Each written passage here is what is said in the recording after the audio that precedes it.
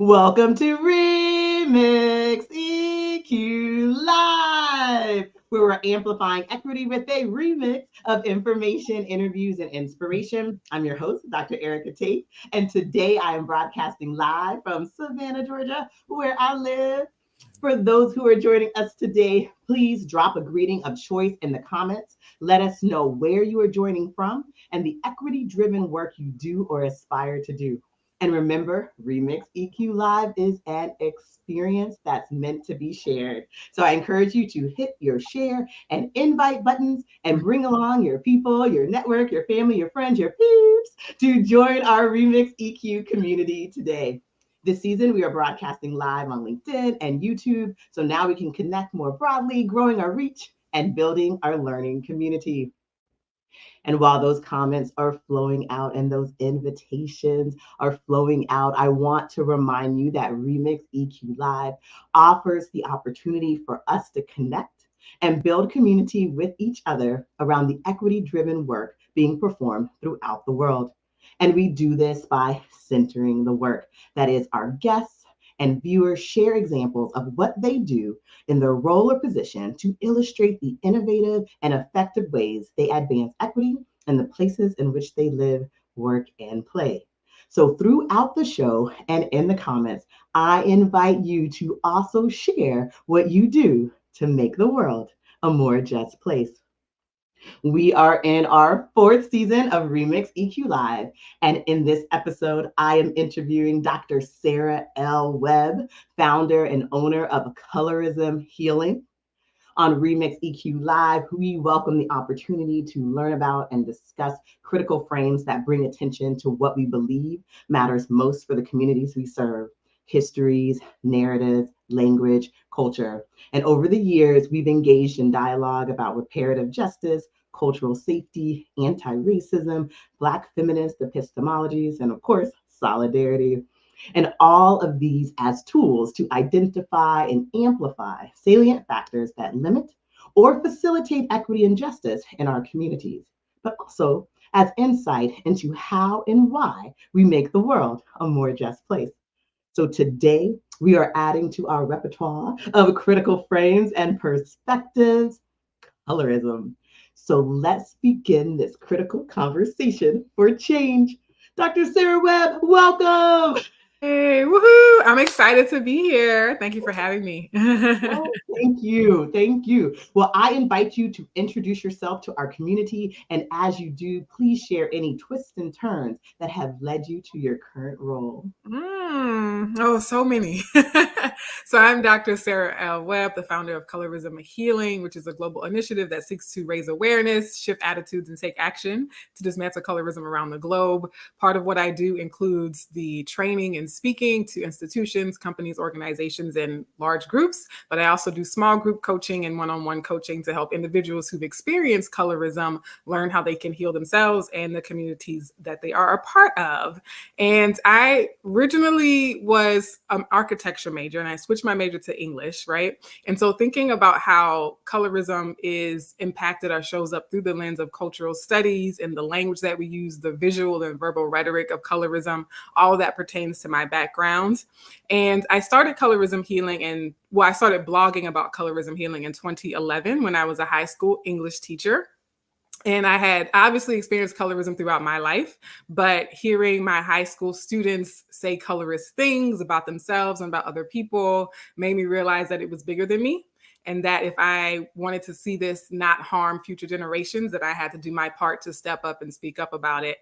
And so being a writer, being a person who's involved in words and language and creative expression, I decided to start blogging about the topic, starting with my personal experience.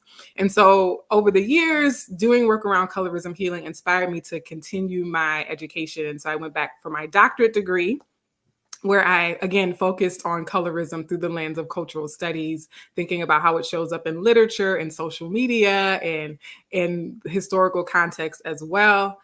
And I thought I was going to go the academic route. I thought I would be a full-time English professor with a focus and emphasis on colorism. So I designed a college course on colorism, taught various cultural studies through again, the lens of literature and creative writing.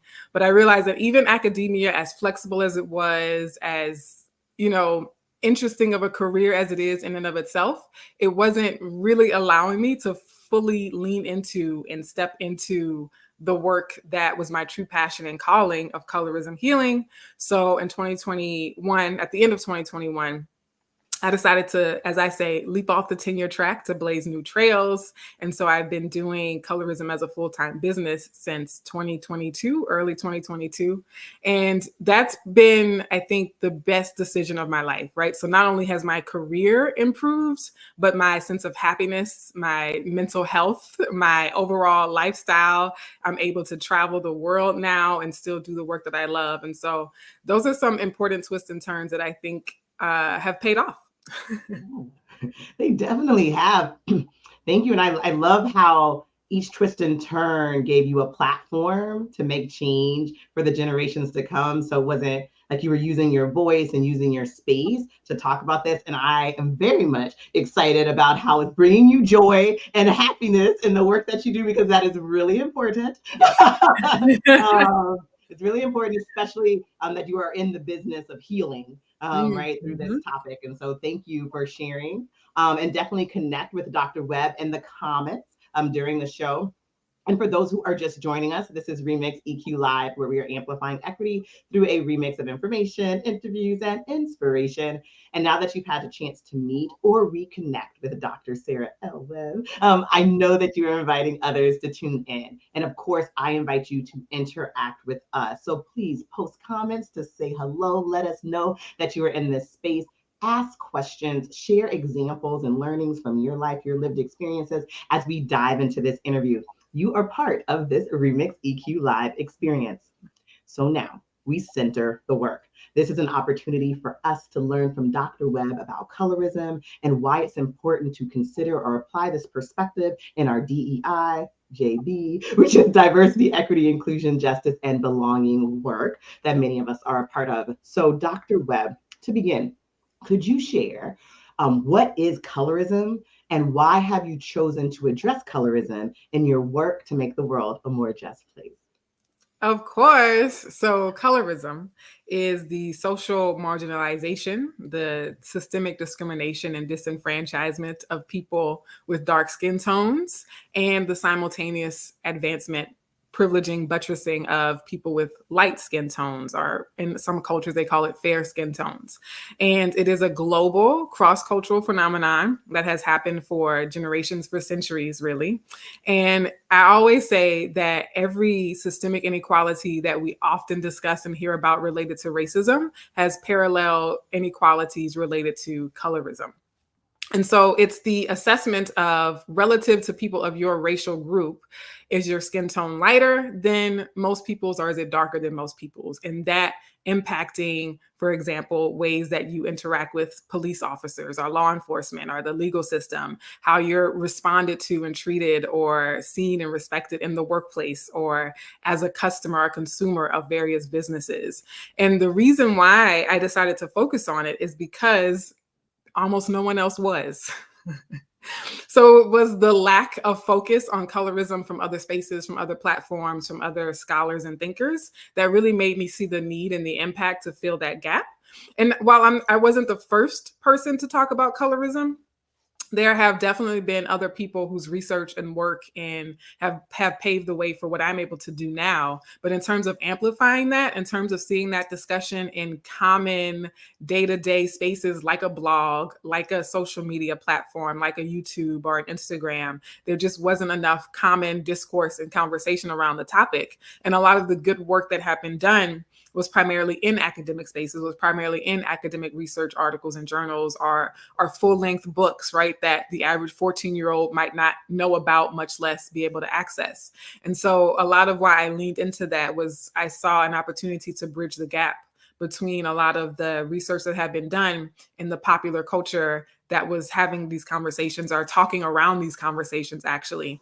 And when we think about colorism, racism, and as an intersectional dynamic, a lot of times my experience, as well as the experience of other dark skinned people that I talk to and work with, we say we're in the midst of these racism conversations, and yet something's still missing for us. Something about these conversations around race broadly, or racism broadly, are still missing the mark of our particular experience. And so I think that the conversation has amplified over the years. More and more people are talking about it. More and more awareness has been raised, but it's still, relative to the scope of its impact, it's still definitely a deficit in terms of how many people are willing to really face it, look at it, and give it the treatment and attention it deserves.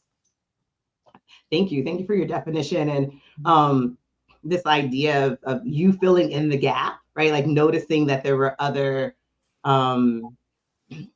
ways to look at inequity, right? And bringing that in. I think that's really great. I think, when we're doing this work, sometimes we go into it because of our lived experiences and we want to make that change. And then I always think about, we're always trying to find the words or the frames, right, to be able to talk about our experiences. And you found that missing, right? And then that you decided to pursue this work and to fill this gap, and to also point out and highlight like how colorism is intersecting with other forms of oppression in our lives. So thank you for sharing that.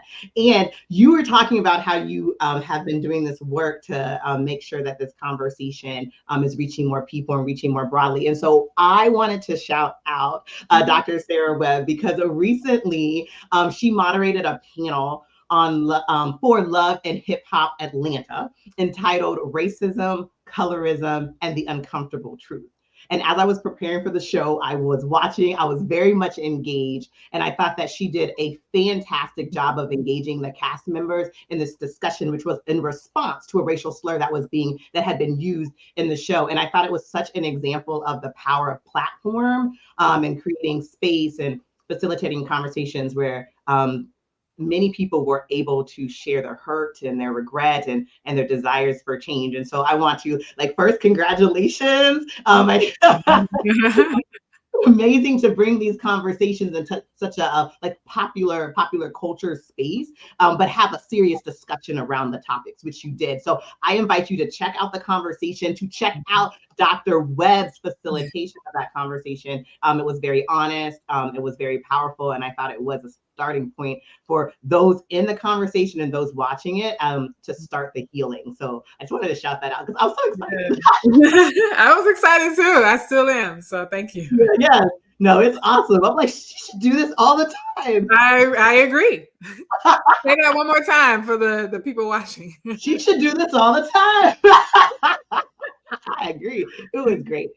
It's fabulous to see conversations that we might have with our families or our close friends that really affect our lives being so public. You don't always get to have that validation. That conversation, and you were able to provide that for us. So thank you. So on Remix EQ, we're always ready to add examples. Ooh, I'm gonna catch this before we go. Cool Sports Poem said she did an awesome job with that Love and Hip Hop cast. Yes, she did. Thank you. Oh, wait, we gotta keep shouting out the goodness. Okay. So on Remix EQ Live, we're always ready to add examples, strategies, tools to our repertoire as we work to make the world a more just place. So this helps us connect and visualize the work that you're doing, but it also helps us to learn from you about the experiences of the people and places that you're serving through your work. So, Dr. Webb, in your role as founder and owner of Colorism Healing, what are 1 to 2 examples of how you address colorism in workplaces or communities? So one example of how I deal with it is within the hiring practice, right? Because I think that's a very big one. And I think it's a very concrete entry point for people who may be new to the idea of colorism. And so for me, I always have to include research around colorism, again, because of the lack of awareness, because it's less often talked about. I think the average person, if you're having a conversation around equity and diversity and inclusion, they're like, oh, okay, we should hire more Black people. We should hire more Asian people. We should hire more women, right? But that nuance of Asian people with lighter skin tones compared to their counterparts of darker skin tones, or Black people with lighter skin tones compared to their counterparts of darker skin tones, still facing discrimination. And so I use the lens of implicit bias. And one of the things I always talk about in terms of implicit bias is that in order to profile me based on my race, you have to first perceive my race. And as humans, we rely on physical appearance to make perceptions or judgments about what race someone even is. And so if we are racially biased, we're more likely to perpetuate that bias to people who visually match our framework or our iconography of what people from that racial group look like, or how they tend to dress, or how they tend to speak, right? And so it exacerbates their experience of that bias or discrimination. And so I always point to the fact that even amongst people of the same racial and ethnic group, whether it be people from the Latinx community, people from the African American community, or various indigenous communities, that potential employers, potential hiring managers, for example, perceive those with lighter skin tones as more intelligent. They see them as more qualified for the job, even though on paper they have less job experience or less educational attainment, right? And so it's a very clear-cut case of how we can't achieve diversity, we can't achieve equity, we can't include or reach inclusion if we're leaving the framework of colorism out of the equation.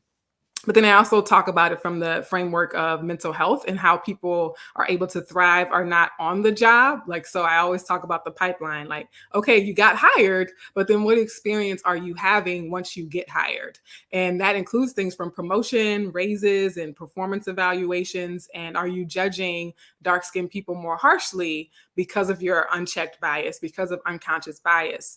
And while we could have various forms of bias for various reasons and from various contexts and conditioning, the lack of awareness is really what makes a bias dangerous, right? So if you're aware that you might have a gender bias or a disability bias or an age bias, you're more likely to do things to mitigate that bias. You're more likely to put in checks and balances so that that bias doesn't have an unjust impact on the people you're serving and working with. And you can also take conscious, intentional steps to unlearn and reprogram those types of biases. And so when it comes to something like colorism, again, a lot of people are lacking that awareness that we're not just talking about racial bias. We're also talking about the fact that you have a more negative bias towards people of a racial group who have darker skin tones, and a more positive bias towards people of a racial group who have lighter skin tones.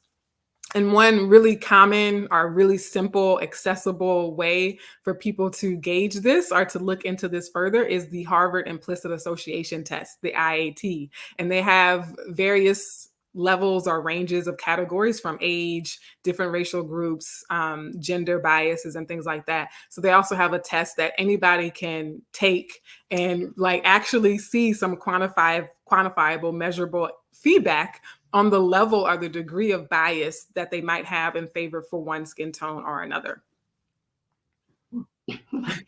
No, it's still, I was like, thank you. I love asking this question. And I was like, not only did you unpack implicit bias for us and connect it to colorism, you also gave us a tool that we can use to build our awareness so we can take intentional steps to reprogram. So I was like, oh, thank you.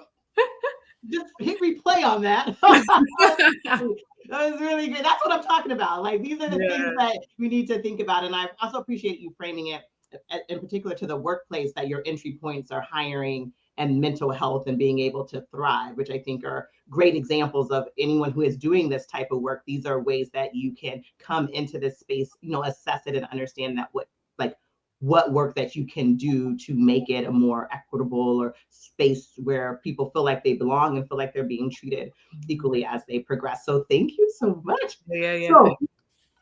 So, okay, so you're working in this space, right? This DEI JV space, right? And there are multiple competing priorities, and you gave us some good examples.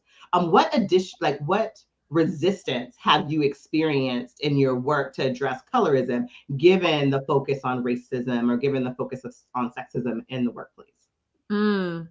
Well, I think you just said it. I get resistance. I get a lot of resistance talking about colorism in many spaces, in various spaces. And it's a lot to unpack, but I think the first layer of that resistance is just, what is this, right? And so depending on who I'm interfacing with, right, like who's the point person at an organization or institution or a company or a business or a school, whatever, like whoever that point person is, that first layer of resistance might be based just on their lack of understanding and awareness of what colorism is, the scope of its impact, and what its impact actually is. So that's the first layer of resistance, is that there's still, even amongst DEI professionals, even amongst diversity and belonging professionals, there's still a severe lack of understanding or misunderstanding of what colorism is and the true scope of its impact.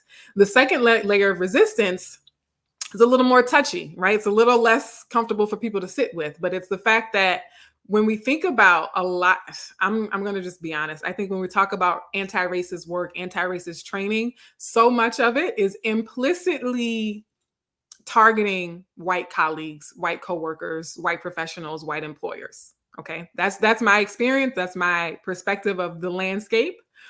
And when I introduce colorism into the conversation, all of a sudden, Black, brown, indigenous, people of color are finding themselves now having to do a lot of the same work, now having to do a lot of the same reckoning, now having to do a lot of the same self-reflection and checking their biases and thinking about their conditioning and their programming that had primarily been associated with work that white people needed to do around racism.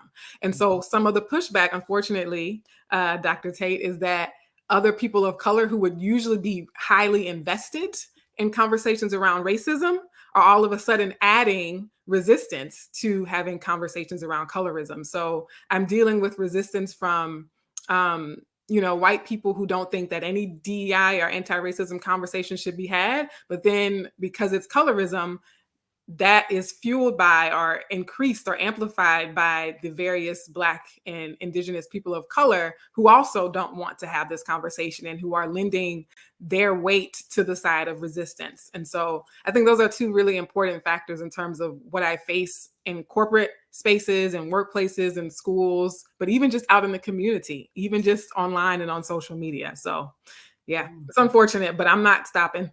I'm not going to stop. And you shan't. You must continue forward. Well, I appreciate the layered explanation too. As you kind of think about pulling back the onion peel. But how do you respond to people who believe that focusing on colorism or attending the skin tone within a racial group can be divisive or an unnecessary add-on to the other isms that Black or communities of color face? What do you tell them, Dr. Sarah L. Webb? Oh, so interesting. So one thing I'll say just high level is people often ask me for advice or my perspective on how to have various conversations. So the first thing I say is, because we have limited time, resources, attention, energy, is I first try to be discerning about people's openness. Because if someone is staunchly shutting me out and just putting up a brick wall and refuses to let anything penetrate, then I take my talents and skills and knowledge elsewhere. But if I gauge that there's at least an opportunity for growth, if there's at least an opportunity for learning where I can plant some seeds that might germinate or grow and sprout later on down the line for that person or for that group of people, one of the things I say is, if we consider that if we believe that colorism or addressing colorism is divisive, I would argue that no, colorism is divisive.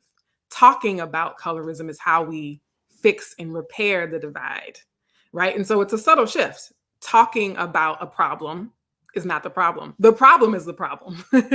And so to me, it's a very straightforward equation. And so we don't say that Martin Luther King was causing a problem by trying to address the problem of racism, discrimination, segregation in the South and throughout various parts of the country, right? And a lot of times when I ask Black people and other people who have been part of civil rights struggles for a long time, if someone complained about the protests, the Black Lives Matter protests, for example, and saying, oh my gosh, why are you protesting? You should stop. Are they more angry about the response to the problem than they are about the problem itself? Because that's really what I get a lot. But then another thing in terms of, people, the resistance, and what I say to people is, if we understand that not all women are having the same experience, then why is it so hard for us to understand that not all Black people are having the same experience, right? So a lot of people of color would quickly say that just because you have a group of men, that the white men compared to the Asian man, compared to the Black man, are probably having different experiences in the world, in society, right? Because of things like racism. If they understand that, we can have a group of women, and the white women compared to the indigenous women, compared to the Black women, are probably having very different experiences, even though they all identify as women. And so I say, so let's take it a third step. Just because we all identify as Black doesn't mean we're all having the same experience. A Black disabled person is not having the same experience that I'm having. A Black transgender person is not having the same experience that a cisgender Black person is having. And so it's okay. And it's actually very helpful to us solving the problems when we acknowledge the true nuances that give rise to these problems. Thank you. Oh, and I'm sitting here learning. No, no way. No, I appreciate it. I mean, like, it really underscores the idea that to give voice to the problem, to talk about the problem, to acknowledge that it exists. Like, if you are experiencing something and you never talk to anybody else who's experiencing the same thing, you think it's just you. And if you're witnessing something and don't notice that other people are witnessing it, you think it's just them, right? And so I think that be able to give voice to the problems that are happening, and to be able to call out the nuances of experiences of people who are in these big categories of groups that we have, especially here in the United States, how we socialize, I think is really important. And so I'm so grateful for your dialogue and your continued push and wisdom, and which conversations to have with whom, so that we can move that forward. And like you mentioned, the discussion of colorism is not limited to the United States. It's a global practice. And I want to shout out too, is evident in your Colorism Healing writing contest that you hold, where people across the world share their experiences and healing related to colorism, and also through your work. So training, consulting, and speaking, you are addressing colorism across the globe. So compared to the US, what are some differences you have observed or experienced in other countries? So one of the biggest differences I see is the taboo nature of skin bleaching and discussions around skin bleaching in the United States that are less taboo in other countries. So in the United States, I think it would be much more like pearl clutching to see a massive billboard that's like, oh, you can't get this job? Well, here, bleach your skin and you'll get the job, right? Like, I think in the United States, people will be like, oh, that's not really what we are saying out loud, even if we think it. But in other countries, you see billboards like that, you see commercials like that, and even celebrities are marketing and having brand deals with very overt skin bleaching advertisements and commercials.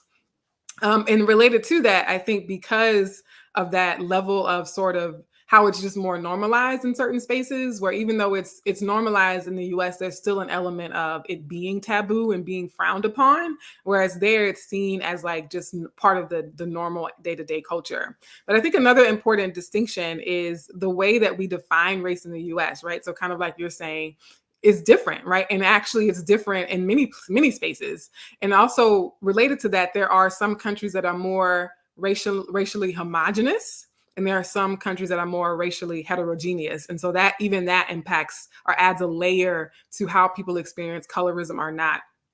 But because in the US, the one drop rule existed, the rule of hypodescent, you can have people of one racial category that have a very wide reaching range of phenotypes, range of skin tones and hair textures. Whereas in other countries, they more closely align quote unquote racial categories with phenotype and with physical features. And so you see it kind of mapping onto racial disparities more explicitly in other places than you do in the United States.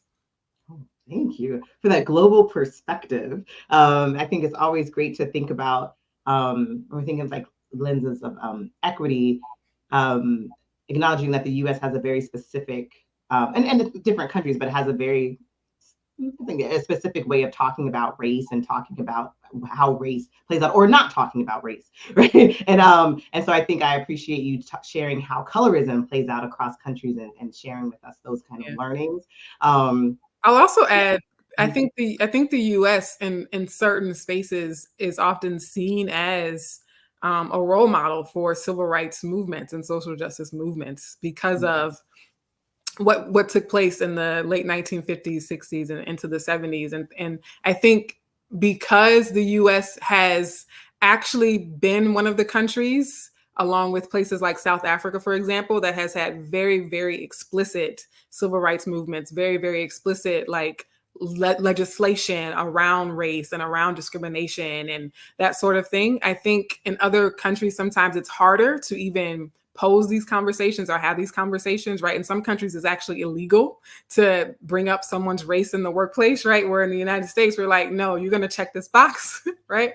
And so I think that also plays a factor in people's experience of colorism here versus certain places abroad. And again, obviously, every country has its own unique context. And so there's nuance within the overarching patterns. Thank you. Well, thank you, Dr. Webb. As our Remix EQ community knows, each episode, our guests, like you, drop knowledge and inspiration to make the world a more just place. And you've done that, Dr. Webb, by sharing your twists and turns that have led you to on this very courageous and necessary journey to address colorism in corporations and communities and countries throughout your work. And I think today you have really given us the vocabulary, language, tools, and various lenses throughout this conversation to really affirm and counter the narratives of dark-skinned people across this country, and helping us think about how to how to bring attention to how colorism intersects with racism, sexism, and many other forms of oppression that people are experiencing every day. So with that said, we'd love for you to drop just one more bit of inspiration on us. So, Dr. Sarah L. Webb, what keeps you inspired or motivated to take action against colorism in the US and abroad? So for me, it's the biggest thing is when people reach out and say that my work made an impact on them specifically. I remember I had a teenager from Australia, a South Asian young woman, and she made a video to ask me to do an interview for her school project. And in the video, she just said, "Your work has inspired me. Your work has inspired me to do this project for my school." I have other people leave comments say, "Your work has helped me heal or has helped me move into a place of more confidence or find the courage for me to also talk about it on my platform." And so whenever people say in any way or form or fashion that my work has had an impact on their life or their work or their sense of self, then that makes it worth it. That makes me say, okay, well, I can wake up and do this another day because it actually is doing something in the world. I love it. I love it. Your work is truly inspiring, and it's great that you get to hear that, right? And that people tell you that so that you can continue this work and continue this change. So thank you, Dr. Sarah Webb, for accepting my invitation to speak about what matters most to you, addressing colorism by raising awareness, shifting attitudes, and taking action. And I am very grateful for the opportunity to listen and learn from you, especially about why you have chosen to make the world a more just place. So thank you so much.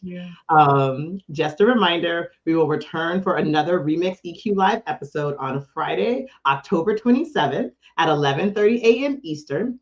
We will be sitting down with not one, but two bankers to discuss challenges and strategies for enabling equitable access to business capital for women and BIPOC business owners. So join this conversation with Rachel White, who is the Vice President and Business Connect Advisor for Truist, and Victoria Saxton, who's the Chief Financial Officer and Chief Operating Officer for Small Business Assistant Corporation. And yes, these fierce business advocates are located in Savannah, Georgia, where I live. Love it. It's a local show. So tune in on LinkedIn and YouTube. Also like, share our past shows, and of course, today's episode. So be sure to watch your feed, check your inbox, and visit the Remix EQ Live webpage for episode announcements, recordings, and more information about inspiring guests like Dr. Sarah Webb, as well as upcoming events. You can also watch, react, comment, and share my recent TEDx talk entitled Building Community to Make the World a More Just Place, which is inspired by the Remix EQ Live experience. Discover new ways to support the Remix EQ community via donation and purchase of merch.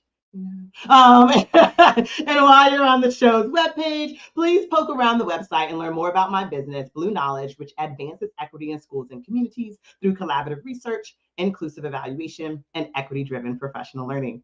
You can also follow us on LinkedIn and the Blue Knowledge YouTube channel. And of course, I invite you to connect with me in these digital streets, as well as the local streets if you live in Savannah. All right. So thank you, Remix EQ community, for your engagement and your encouragement, and of course, your rally, which is how we recognize, appreciate, learn, love, and take care of you as you work to make the world a more just place. I'm your host, Dr. Erica Tate, and this is Remix EQ Live. See you next time.